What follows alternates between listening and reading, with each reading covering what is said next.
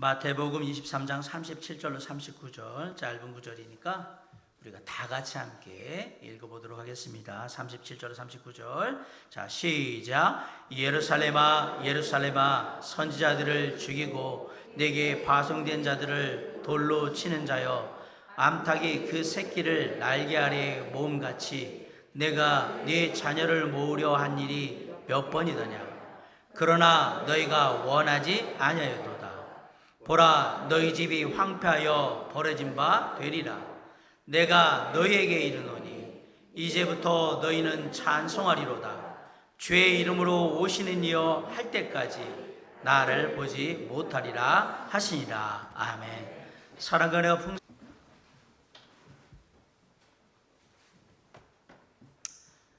여러분도 잘 아시겠지만 6월은 호국보훈의 달이라고 합니다. 그리고 오늘이 6일 공교롭게도 현충일이면서 주일입니다. 특별히 현충일은 나라를 위해서 목숨을 바친 애국 선열들과 국군 장병들의 넋을 위로하고 그 충절을 추모하는 기념일입니다. 6월 6일이 현충일이 된 이유는 망종이라는 우리 절기와 관계가 있는데, 예로부터 이 망종은 우리가 보리 수확이 끝나고 모내기를 시작하면서 벼를 심기 시작하는 그때가 바로 이 망종의 시기거든요. 쉽게 말하면 농경사회를 이루는 우리나라에서 가장 좋은 날, 가장 중요한 날 중에 하나가 뭐냐면 이 망종이라는 절기예요. 그래서 고려 현종 때에 보면 조정에서 전쟁으로 인해서 죽었던 그런 장병들을 임시로 이렇게 묻었다가 언제 이 망종 때가 되면 그 뼈를 다 수습해서, 유골을 수습해서 집으로 가져가고 또 그들을 위해서 제사도 지내주고 했던 시기가 바로 이 시기고요. 조선시대에는 6월 6일이 되면 그 병사들, 아까 말한 전쟁이나 나라를 지키다가 죽은 병사들의 유해를 이렇게 매장하는 그런 일들을 했다라고 합니다. 그래서 현충일이 6월 6일 망종과 관련이 있고요. 또 하나 6월 달에 현충일이 있는 이유는 바로 6.25 한국전쟁이 6월에 났잖아요. 가장 많은 사상자가 난 전쟁이기 때문에 이 6월에 현충일이 와서 있는 겁니다. 우리가 잘 알듯이 6.25 한국전쟁은 북한의 남침으로 시작이 되어서요, 1950년 6월 25일부터 휴전협정이 발효된 1953년 7월 27일까지 3년 1개월하고 2일 동안 전쟁이 계속해서 벌어지게 됩니다. 당시 남한의 총 병력은 10만 4,900명 정도 됐고요. 북한은 20만 3,400명 정도 되는 병력을 갖고 있었는데 딱 2배 정도가 되는 거예요. 그 다음에 남한은 탱크나 자주포가 한 대도 없었거든요. 반면에 북한은 탱크가 242대, 자주포 176대를 가지고 전쟁을 했습니다. 비행기는 어떠냐? 남한은 경비행기, 연락용으로 쓰는 비행기만 22대를 가지고 있었는데, 북한은 러시아제 전투기를 211대를 가지고 전쟁을 하게 됐습니다.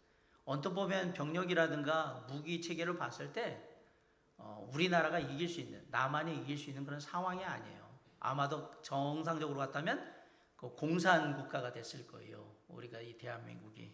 그럼에도 불구하고, 이런 병력의 열세에도 불구하고 오늘의 자유 대한민국을 지킬 수 있도록, 생존할 수 있도록 이끌어 주신 것은 전적인 하나님의 은혜이자, 이 나라를 지키기 위해서 목숨을 바쳐 희생하시고 또 이 나라를 위해서 마음을 다해 기도한 한 분 한 분의 그 노고가 있었기 때문에 가능하다고 저는 생각을 합니다.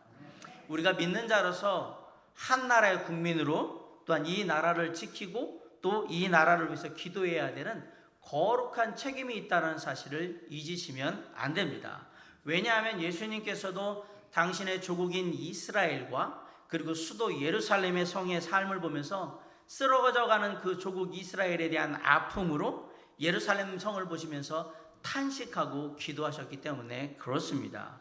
위대한 하나님의 사람 사도 바울도 항상 자기 민족인 이스라엘 백성들의 구원을 향해서 마음에 그치지 않는 고통과 큰 근심이 있다라고 그렇게 고백을 하고 있습니다.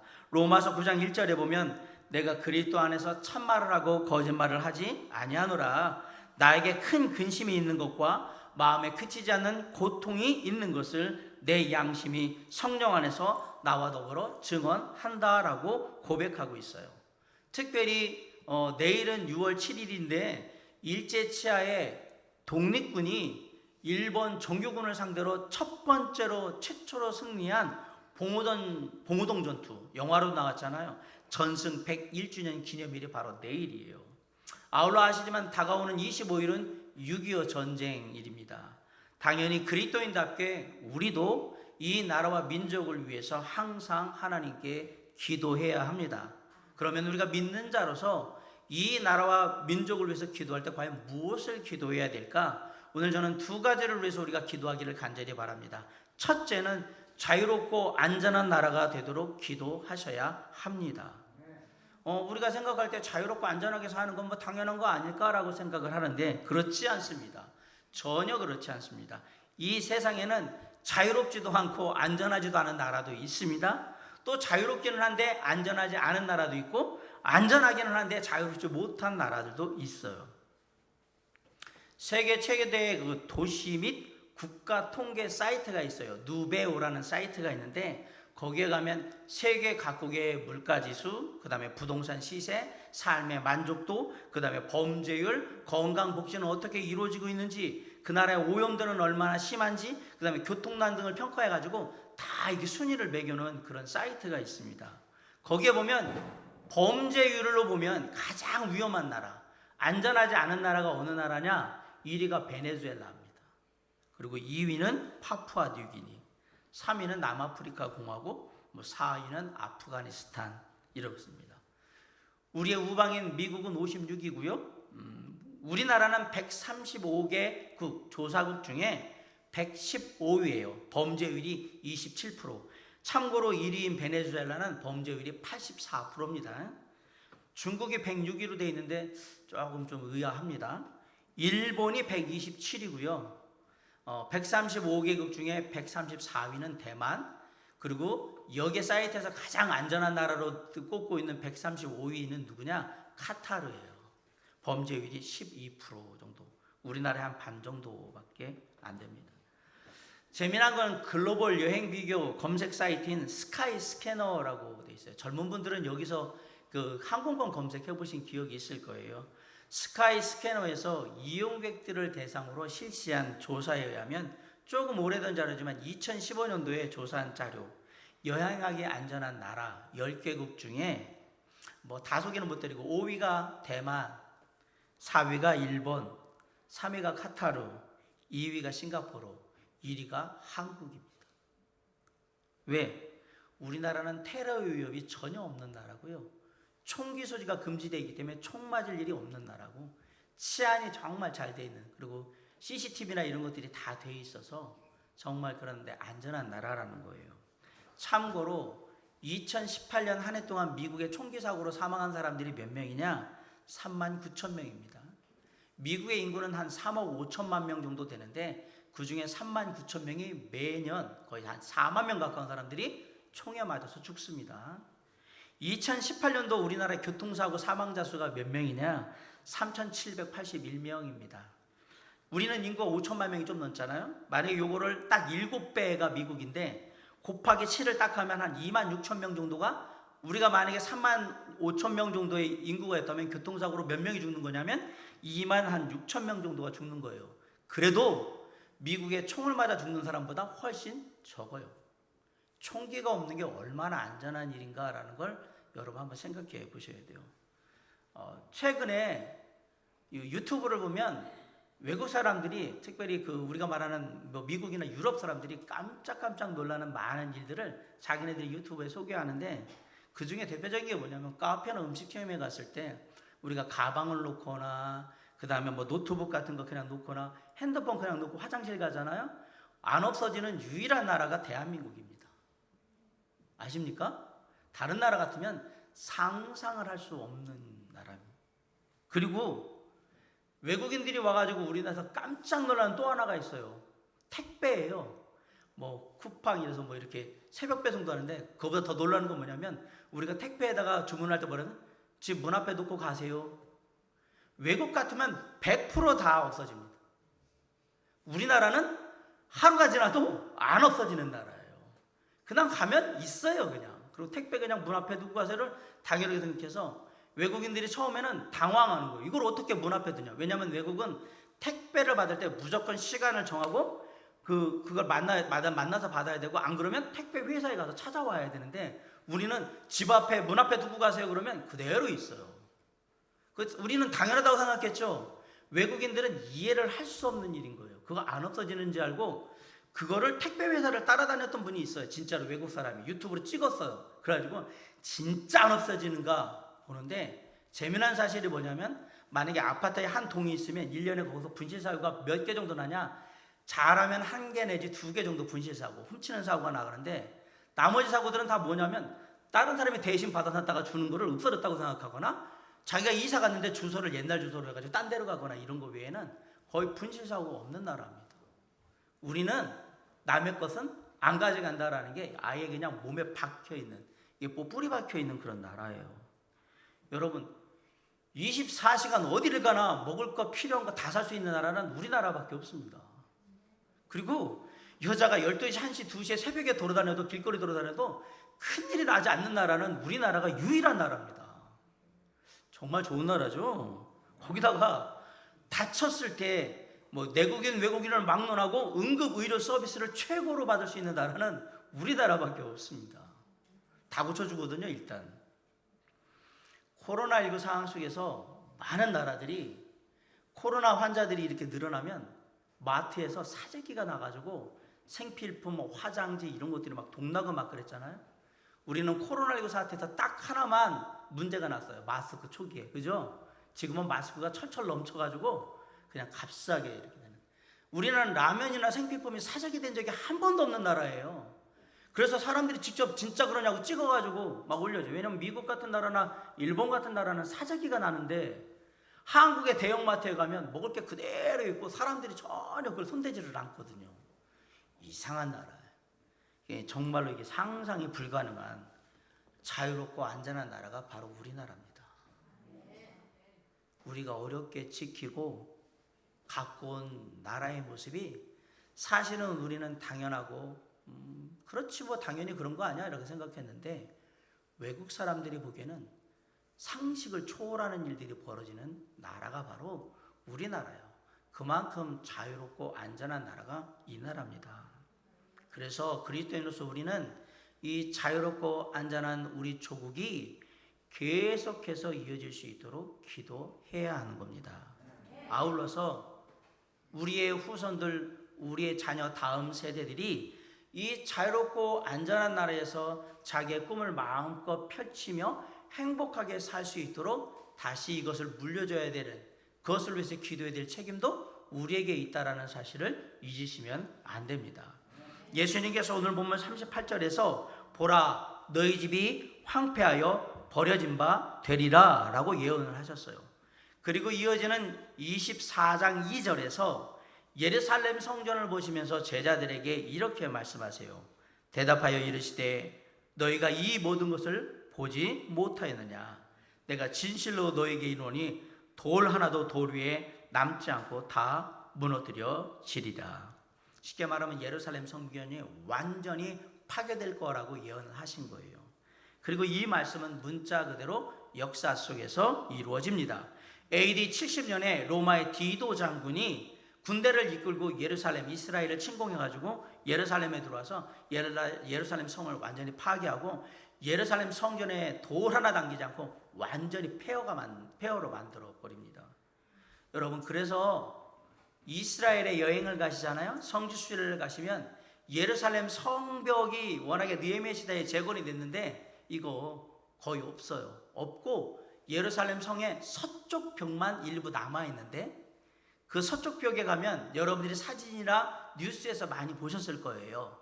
정통 유대인들이 거기에 이렇게 딱 손을 대고 서쪽 벽에서 기도하거나 눈물 흘리고 있는 모습들을 이렇게 종종 TV나 사진을 통해서 봤을 거예요. 그들이 기도하는 건 간단합니다. 이스라엘이 더 이상 외세의 침입에 의해서 그 자유와 안전함이 정말 회방받는, 깨지는 그런 나라가 되지 않도록 하나님께서 지켜 보호하여 주시옵소서라고 해서 기도하고 있는 건데, 그래서 그 예루살렘 서쪽 벽의 이름을 통곡의 벽이라고 부르는 겁니다. 마태복음에 오늘 말씀과 똑같은 말씀, 마태복음에 있는 이 말씀과 똑같은 말씀이 누가복음 19장 41절로 42절에 나와 있어요. 거기에서는 예수님께서 계속 슬피 우시면서 말씀하신 거로 기록되어 있는데, 이렇게 기록되어 있어요. 가까이 오사 성을 보시고 우시며 이르시되 너도 오늘 평화에 관한 일을 알았더라면 좋을 뻔하였거니와 지금 내 눈에 숨겨졌도다. 내가 화평케 하기 위해서, 자유롭고 안전한 이스라엘을 위해서 내가 왔는데 너희들은 그것을 보지 못하고 있다라고 얘기를 하는 거예요. 로마의 디도 장군이 8만의 군대를 이끌고 와서 예루살렘을 공격하고 성을 완전히 무너뜨립니다. 그리고 약 110만 명의 유대인들이 전쟁을 통해 죽습니다. 그리고 수십만 명이 잡혀가지고 로마와 다른 지역에 노예로 팔려나가게 됩니다. 그럴 때 예수님은 이 모든 걸 이미 AD 70년 이후에 일어날 이 모든 일을 이미 다 알고 계시기에 예루살렘 이 성을 보면서 이스라엘 백성들을 보면서 우시면서 안타까워하며 탄식하며 그렇게 지금 얘기하고 계신 거예요. 로마의 디도 장군이 예루살렘을 침공했을 때 그때 로마의 끝까지 항전한 무리들이 있었습니다. 967명의 마지막까지 항전한 사람들이 어디로 갔느냐? 예루살렘 남쪽에 사해가 있잖아요. 우리가 아는 사해의 서쪽에 위치한 천연 요새 마사다라는 천연 요새로 들어가게 됩니다. 그리고 거기서 로마 군대에게 끝까지 최후까지 항전을 하게 되는데 3년을 항전하다가 결국은 이제 이 마사다 요새도 함락될 위기에 처하게 됐어요. 그때에 이 최후까지 항전하던 이 유대인들의 지도자였던 벤 야일이 항전하던 사람들에게 이렇게 얘기를 해요. 지금까지 의로우신 하나님 앞 이외에 그 누구에도 무릎 꿇지 않았던 우리가 이제 이방인의 손에 죽거나 아니면 무릎 꿇고 항복해서 그들의 노예가 되는 두 길 중에 하나를 선택해야 한다. 이방인의 노예가 되느니 차라리 명예로운 죽음을 택하자. 이렇게 결의하고 여인 2명하고 아이들 5명 이외에 모두가 마사다 언덕에 올라가서 장렬하게 자결을 해서 최후를 맞습니다. 이후에 이스라엘은 약 2000년 가까이 나라가 없는 떠돌이 생활을, 방랑 생활을 하게 되다가 1948년에 독립을 선언하고요. 전쟁을 해서 주변에 있는 원래 이스라엘 땅을 다 다시 되찾아와요. 그리고 지금의 이스라엘이란 나라를 이루게 됩니다. 그렇게 다시 세운 나라이기 때문에 이스라엘 국민들은 나라에 대한 자부심이 대단합니다. 이 자유롭고 안전한 나라를 지키기 위해서 뭐든지 하겠다 각오가 되어 있는 거예요. 그래서 이스라엘은 만 18세 이상이 되면 남자는 32개월 동안, 여자는 24개월 동안, 장교는 48개월 동안, 그 다음에 비행기 조종사는 9년 동안 반드시 병역의 의무를 져야 합니다. 그걸로 끝나냐? 아니에요. 군 제대한 후에 남자는 20년 동안, 여자는 5년 동안 1년에 2회씩 예비군 훈련을 똑같이 받습니다. 요즘 팔레스타인하고 이스라엘하고 막 하고 하죠. 이거는 게임이 안 됩니다. 이스라엘은 전 국민이 그냥 정규군이라고 생각하시면 되고요. 이스라엘이 1000만이 안 돼요. 한 900만 정도 돼요. 그냥 군대가 900만 명이 있다라고 생각하시면 딱 맞아요. 그런데 그 오합지졸인 그 군대들이 아랍 군대들하고 싸워가지고 어떡하겠어요? 생각을 해보세요. 병력이 900만 명이에요. 사실 세계 최강이라고 생각하시면 맞아요. 하나님이 허락하신 땅을 지키기 위해서 이스라엘 백성들이 어떻게 하고 있는가를 잘 보셔야 돼요. 이스라엘, 그 나라에서 지금 군대에 그 장교로 임관하는 사람들은요, 임관을 할 때 반드시 어디를 가냐면 이스라엘 민족이 최후로 로마 군대에 항전했던 그 마사다 언덕에 올라가서 이렇게 외치는 겁니다. 다시는 함락되지 않을 것이다. 다시는 마사다의 비극을 당하지 않을 것이다. 그래서 이스라엘이 강한 거예요. 그러면서 충성을 맹세하는 거예요. 내가 목숨을 다해서 이 나라를 지키리라. 이스라엘의 예루살렘과 마사다의 비극 못지않은 놀라운 일이 벌어진 유일한 땅이 바로 이 한반도입니다. 여기서 전쟁이 있었습니다. 저도 전쟁 세대는 아니거든요. 우리 젊은 세대들은 이 땅에 비극적인 전쟁이 있었다는 사실을 잊으시면 안 됩니다. 6.25 한국전쟁 때 한국군 사상자만 61만 명이고요. 북한군 사상자는 80만 명이 났습니다. 남한의 민간인 사상자는 100만 명 정도 됐고요. 북한은 108만 명 정도 민간인 사상자가 났어요. 이 전쟁으로 인해서 전쟁 미만이 남편이 죽은 사람이 약 20만 명이고요. 부모 다 죽어가지고 고아가 된 전쟁 고아는 약 10만 명이 생겼습니다. 북한의 공산치하를 벗어나기 위해서 월남한 사람이 300만 명이었고요. 그렇게 해서 1000만 명의 이산 가족이 생겼어요. 그게 6.25 한국전쟁의 결과예요. 그 당시에는 가족 중에 최소한 한 사람 이상은 죽거나 다치거나 고아가 되거나 미망이 되거나 다 그런 거예요. 그냥. 이게 한국전쟁이에요. 생각해 보세요. 우리 집에 누구 하나는 죽는 거예요. 그리고 다치고 고아되고 부모 없고. 산업생산 시설의 80%가 파괴가 돼가지고 그때 우리나라가 거의 세계 최빈민국가였어요. 먹고 사는 게 말이 아니었겠죠. 전쟁 끝이니까. 그러다가 이제 휴전이 돼가지고 남북한이 갈리잖아요. 북한은 공산치하가 됐잖아요. 공산치하에 북한에서 가장 많이 핍박받고 고문받고 죽임당한 사람들이 누구냐? 기독교인들입니다. 이 공산주의 사상의 가장 암적인 존재가 누구냐면 하나님 믿는 기독교인들이어서 막 다 잡아다가 죽여버렸습니다. 근데 재미난 것은 우리나라는 전쟁이 일어나기 전에는 신앙이 어디가 좋았냐? 여러분 아시지만 평양에 대부흥이 일어났고 해서 북한 쪽이 되게 활성화됐고 이 남한보다 훨씬 더 많았거든요. 그러니 얼마나 많은 사람이 죽었을까라고 생각해보고 지금도 재학교나 이런 것들이 있을 수 있는 건 그런 신앙의 뿌리가 북한에 더 깊었기 때문이라는 사실을 생각해보세요. 인류 역사상 그 정말 유례를 찾아볼 수 있는 비극적인 전쟁이 일어난 땅이 바로 이 한반도 땅입니다. 그게 6.25 한국동란이라는 사실을, 한국전쟁이라는 사실을 잊으시면 안 됩니다. 그래서 우리는 다시는 이러한 전쟁이 이 땅에서 일어나지 않도록 하기 위해서 정말 책임을 갖고 기도하셔야 합니다. 전쟁이 일어나면 다 죽는 겁니다. 전쟁이 일어나지 않아야 이 나라가 자유롭고 안전한 나라로 계속해서 살 수 있는 거예요. 위정자나 공무원들이나 군인, 경찰 그런 사람들뿐만 아니라 모든 일반 국민들도 우리 대한민국이 자유롭고 안전한 나라로 계속해서 번영해 나갈 수 있도록 마음을 함께하고 힘을 합해야 해요. 그리고 우리는 특별히 그리스도인으로서 해야 할 일이 있어요. 디모데전서 2장 1절로 2절은 우리가 이 나라를 위해서 뭘 해야 되는지를 이렇게 얘기해요. 그러므로 내가 첫째로 권하노니 모든 사람을 위하여 간구와 기도와 도구와 감사를 하되 임금들과 높은 지위에 있는 모든 사람을 위하여 하라. 이는 우리가 모든 경건과 단정함으로 고요하고 평안한 생활을 하려 함이라. 이 말을 바꾸면 이는 우리가 자유롭고 안전한 나라로 그리고 그 나라의 백성으로 살기 위해서 뭐 해야 된다? 위정자들과 앞에서 일하는 사람들을 위해서 기도해야 한다라고 얘기하고 있는 겁니다.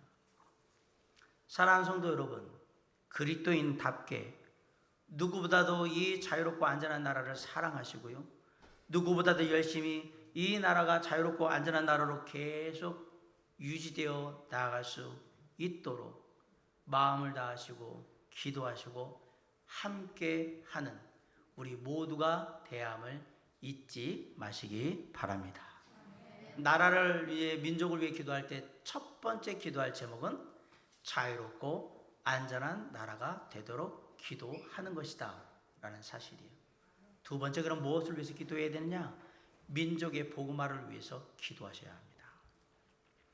오늘 보면 37절에서 예수님이 이스라엘 백성들을 향해서 그 가지고 계신 안타까움을 다 보여주셨어요. 자, 우리 37절 다 같이 한번 읽어볼까요? 자, 시작. 예루살렘아 예루살렘아 선지자들을 죽이고 내게 파송된 자들을 돌로 치는 자여, 암탉이 그 새끼를 날개 아래 모음같이 내가 내 자녀를 모으게 한 일이 몇 번이더냐. 그러나 너희가 오지 아니하였느냐. 구약에서 많은 선지자들이 전했던 가장 중요한 메시지는 오실 메시아를 영접할 준비를 해라. 그 메시지가 다예요. 사실 이스라엘 민족이 오실 메시아 예수 그리스도를 영접하고 하나님을 진실로 경외하는 민족으로 섰다면 이스라엘은 아무 일 없이 계속해서 번영하는 그런 나라가 됐을 겁니다. 하지만 안타깝게도 당시의 이스라엘 민족은 예수님을 메시아로 받아들이는 일에 관심이 없었고요. 종교 지도자들은 예수님에 대해서 아주 적대적이었어요. 그 상황을 보면서 예수님은 이 자체가 이 민족의 위기라고 말씀하신 거예요. 예수님은 마치 암탉이 자기 병아리들을 자기 날개 아래 품어서 독수리나 짐승들의 공격으로부터 보호하는 것처럼 그렇게 이스라엘 민족을 다 품기를 원하셨어요. 어미가 새끼를 보호하는 게 본능이듯이 예수님께서 하나님의 백성, 하나님이 택하신 선민인 이스라엘 백성들을 보호하는 것은 당연한 거예요. 그런데 정작 당사자인 이스라엘 백성들은 이러한 예수님 메시아를 향한 마음이, 관심이 전혀 없었습니다. 그래서 예수님은 이스라엘 민족이 정치적으로, 사회적으로 뿐만 아니라 영적으로도 가장 큰 위기를 당하고 있다라고 지금 말씀하고 계신 거예요. 사도 요한은 이러한 이스라엘의 위기를 요한복음 1장 11절에서 이렇게 말합니다. 자기 땅에 오매 자기 백성이 영접하지 아니하였다. 그런데 만일 그들이, 이스라엘 백성들이 예수 그리스도를 메시아 구원자로 영접하였다면 어떻게 될 것이냐? 요한복음 1장 12절은 이렇게 얘기해요. 영접하는 자 곧 그 이름을 믿는 자들에게는 하나님의 자녀가 되는 권세를 주셨다라고 얘기합니다. 하나님의 자녀가 되는 권세를 받을 수 있는 절호의 찬스가 왔는데 지금 이스라엘 백성들이 예수님을 거절하고 있는 거예요.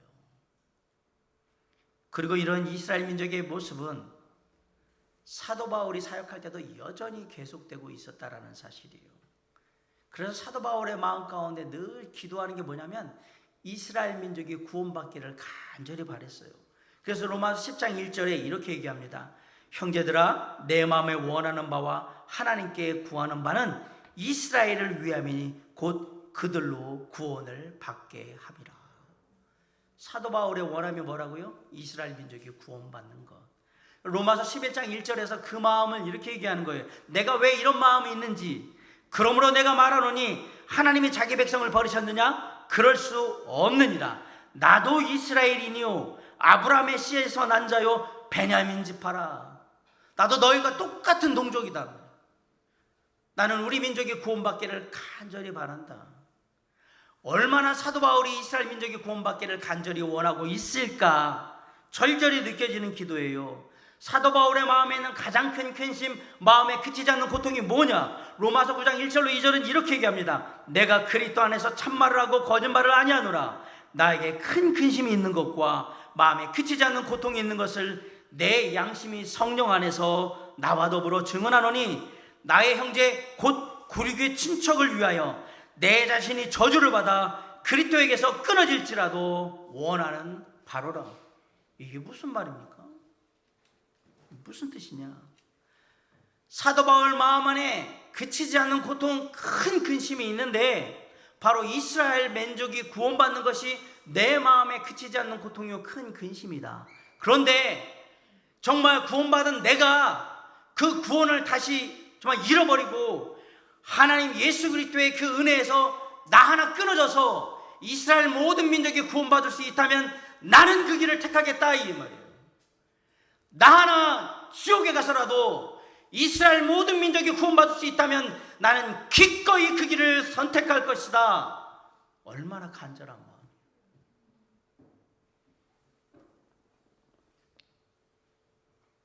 사도 바울은 지금 이스라엘 민족이 구원받지 못하면 이스라엘 나라의 번영도 없다라고 믿는 거예요. 사실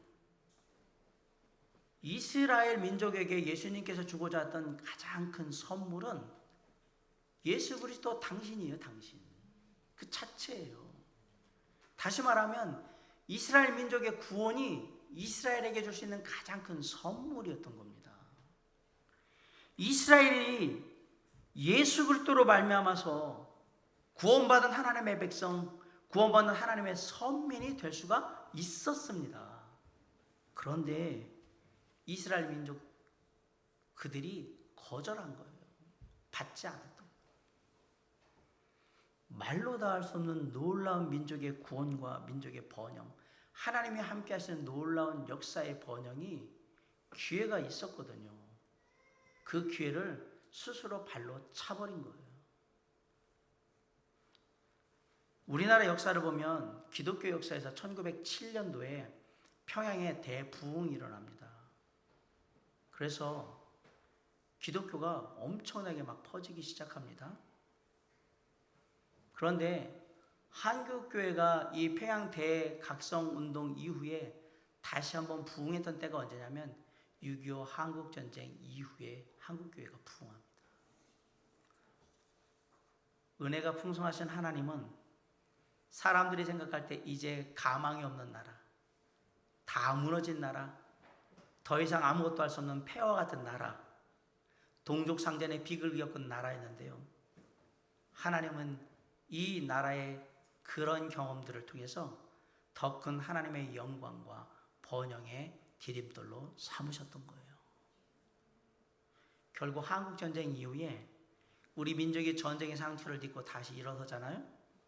민족의 부흥과 함께 똑같이 그 동시에 뭐가 일어나냐? 교회의 부흥이 있었습니다. 그리고 지금의 자유, 대한민국이 서게 된 것입니다. 그럼에도 불구하고 우리가 아직까지 이루지 못한 한 가지, 민족의 복음화를 위해서 기도하셔야 합니다. 이스라엘 민족은 종교적인 열심은 있었지만 그 열심이 자기 의를 세우고 힘써 하나님의 의를 복종하지 않는데 사용했기 때문에 민족의 구원을 이루지 못했어요. 로마서 10장 2절로 3절에 내가 증언하노니 그들이 하나님께 열심히 있으나 올바른 지식을 따른 것이 아니니라. 하나님의 의를 모르고 자기 의를 세우려고 힘써 하나님의 의에 복종하지 아니하였느니라. 그래서 민족의 구원을 이루지 못했단 말이에요. 가끔 예전에 뉴스에 보면 어떤 일부 기독교인들이 막 단군상에 가서 뭐 목을 쫙쫙 훼손해 버리거나 불상을 막 깨뜨려 버리거나 절에다 불을 지르거나, 그래서 민족의 복음화는 이루어지지 않습니다. 지하철에서 예수천당 불신지옥이라고 고래고래 소리지만 사람들한테 위협해도 민족의 복음화는 일어나지 않습니다. 이런 것들은 사도 바울의 말처럼 열심은, 종교적인 열심은 있지만 올바른 지식을 따른 것이 아니고 자기 의의를 세우려고 하고 있는 일인 거예요. 예전에 막 전쟁 지역에 들어가지 말라고, 여행하지 말라고 하는데 선교한다고 들어갔다가 큰 일이 벌어진 적이 있죠. 그거는 종교적인 열심은 있을지 모르지만 올바른 지식에서 나온 게 아니에요. 하지 말라고 하면 하지 말아야 해요. 그래야 자유로운 안전한 대한민국이 유지되기 때문에 그래요. 인천 상륙작전을 통해 6.25 한국전쟁의 분위기를 완전히 전환시켰던 우리 더글러스 메가더 장군을 잘 아실 거예요. 우리 여기 인천에 공원에도 있잖아요. 그죠? 메가더 장군 가문은요, 독실한 신앙인 명문가입니다. 아버지는 삼성 장군이시고요. 어머니는 미국 남부의 기독교 가문에서 잘 자라서 어릴 때부터 메가더 장군을 철저하게 신앙으로 교육시킨 그런 가문이에요. 메가더 장군이 그 군사학교에서 수석으로 졸업을 했거든요. 그런데 매일 아침에 항상 예배드리고 수업 들어가고 했던 사람이에요. 일본의 기독교 역사가 부흥했던 시기가 있는데 일본이 제2차 세계대전의 패전국이 되어서 패전국이 된 일본의 점령군으로 들어간 데가 누구냐면 미국인이거든요. 미군이 점령군으로 들어갈 때 그 점령군의 사령관이 누구였냐면 더글러스 메가더 장군이었습니다. 더글러스 메가더 장군이 있을 때에 일본의 기독교가 부흥했습니다. 더글러스 메가더 장군의 관심사는 딱 하나예요. 내가 점령군으로 온 게 아니라 이곳에 일본의 복음화를 이루는 게 가장 큰 관심이었어요. 그래서 들어가자마자 제일 먼저 한 일이 뭐냐? 본국인 미국에 얘기를 해서 일본에 많은 선교사들이 들어왔으면 좋겠다라고 해서 더글러스 메가더 장군이 있을 때 일본에 2,500명의 선교사들이 들어옵니다. 그리고 그때 일본어 성경 번역도 합니다. 그래서 번역한 성경 1000만 권을 만들어가지고 사람들에게 읽도록 배포를 해줬어요.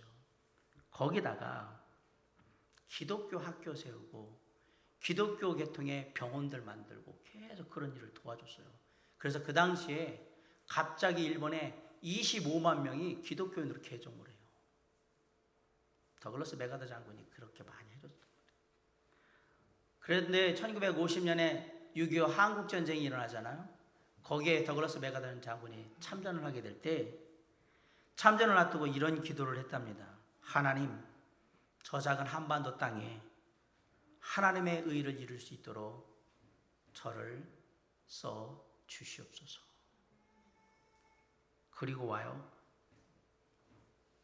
메가더 장군은 이 땅이 하나님을 섬기는 나라, 이 나라의 백성들이 하나님을 섬기는 백성들이 되길 원하는 그 일에 자신이 쓰임받기를 간절히 원하며 기도했던 겁니다. 메가더 장군이 인천 상륙작전을 함으로 말미암아서 한국 전쟁의 분위기가 바뀌잖아요. 그리고 1950년 9월 28일 날 뺏겼던 수도 서울을 탈환합니다. 그리고 그 탈환을 기념해서 환도식이라는 걸 하게 돼요. 행사를 하는데 정말 기쁘죠. 수도를 다시 되찾았다는 건 민족의 자긍심을 지금 되찾은 거랑 마찬가지인데 함께한 모든 것들을 막 하고 있는데 사회자가 장군한테 마지막에 물어봤어요. 혹시 여기 있는 사람들과 마지막으로 함께하고 싶은 게 뭐 있습니까? 라고 물어봤을 때 더글러스 메가더 장군이 뭐라고 그러냐면 우리 다 같이 주 기도문으로 함께 읽고 그리고 마쳤으면 좋겠습니다. 그렇게 그랬어요. 이 나라가 어떤 나라가 되길 원하는 거예요? 하나님의 나라. 이 민족이 구원받기를 간절히 바라는 거예요. 비록 다른 나라 사람이지만 이 나라와 이 민족이 구원받고 하나님의 의를 이루는 나라가 되길 원하는 그런 민족이 되길 원하는 소망이 늘 함께 했던 겁니다. 우리도 그리스도인으로서 내가 있는 그곳에서 이 민족의 복음화를 위해서 함께 마음을 합해야 할 겁니다. 예수 그리스도가 우리 민족에게 가장 큰 선물이 될 수 있기를 간절히 소망해 봅니다. 그러기 위해서는 먼저 된 우리가, 믿는 자 된 우리가 항상 이 민족의 복음화를 위해서 깨어서 기도해야 하고요. 넓게는 이 나라의 위정자들과 앞에 서서 일하시는 많은 국가의 공복들을 위해서 그들이 주님의 공의와 주님의 뜻 가운데 모든 일들을 잘 행할 수 있도록 기도해야 하며 좁게는 내가 주변에 함께하는 사람들에게 나를 통해 우리 주 예수 그리스도가 소개되고 그들이 구원의 은혜의 복음을 깨달음으로 말미암아서 이 나라가 하나님의 나라, 하나님을 믿는 민족의 복음화가 이루어지는 그런 나라가 되기를 소망하며 하루하루 최선을 다해야 하는 거예요. 그러면 다시 한번 주님께서 우리 민족 가운데 하나님의 놀라운 역사를 이룰 수 있는 기회를 허락해 주실 거라고 저는 믿습니다. 그리스도로서 우리의 기도는 이 민족을 구원하는 데 큰 힘이 될 겁니다. 함께 기도했습니다.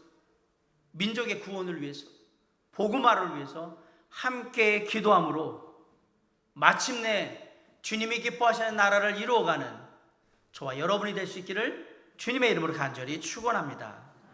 나라를 사랑하는 마음이 있다면 우리의 기도 가운데 나라와 민족을 향한 귀한 마음이 함께 담겨야 하는 거예요. 먼저 이 나라가 하나님의 은혜를 마음껏 찬양하고 우리 주 예수 그리스도의 구원의 은혜의 복음을 마음껏 전할 수 있는 안전하고 자유로운 나라로 계속해서 유지될 수 있도록 기도하셔야 합니다. 다음으로 이 나라의 모든 백성들이 다 함께 하나님을 예배하고 그리고 하나님의 의를 함께 이루어갈 수 있는 민족의 복음화를 위해서도 함께 기도하셔야 합니다.